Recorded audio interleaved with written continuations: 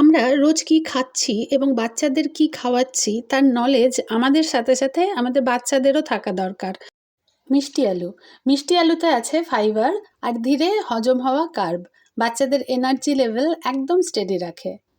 কাজ এগিয়ে রাখার জন্য আমি রবিবার দিনই অনেক কিছু সেদ্ধ করে রেখে দিই, যার মধ্যে এই মিষ্টি আলুটাও ছিল। মিষ্টি আলুটাকে সেদ্ধ করে তার ছাল ছাড়িয়ে নিলাম, তারপরে কাশ্মীরি রেড চিলি পাউডার, একটু নুন আর দেশি ঘি দিয়ে এটাকে ভালো করে মাখিয়ে তারপরে শিকের মধ্যে করে আমি এটাকে পুড়িয়ে নেব। আপনারা চাইলে তাওয়াতেও এটাকে এপিট ওপিট করে, মানে একটা পোড়া পোড়া ব্যাপার হবে, সেই অবধি আপনারা করতে পারেন।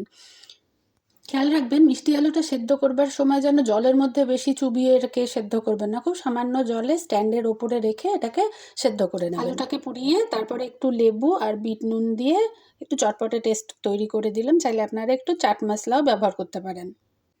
আমরা সবসময় চেষ্টা করি বাচ্চাদেরকে হেলদি টিফিন দিতে, তো এর সাথে আমি দিয়েছি অরেঞ্জ মাখানা, চিনেবাদাম আর ব্ল্যাক গ্রেপস। অরেঞ্জ আর ব্ল্যাক গ্রেপস ইমিউনিটি আর অ্যান্টিঅক্সিডেন্টের ডাবল ডোজ। হেলদি, কালারফুল আর একদম ফিলিং। আজকের tiffin box challenge complete. High fibre, antioxidant, immunity booster আর স্লো রিলিজ এনার্জি। বাচ্চাদের জন্য একদম পারফেক্ট ব্যালেন্স টিফিন।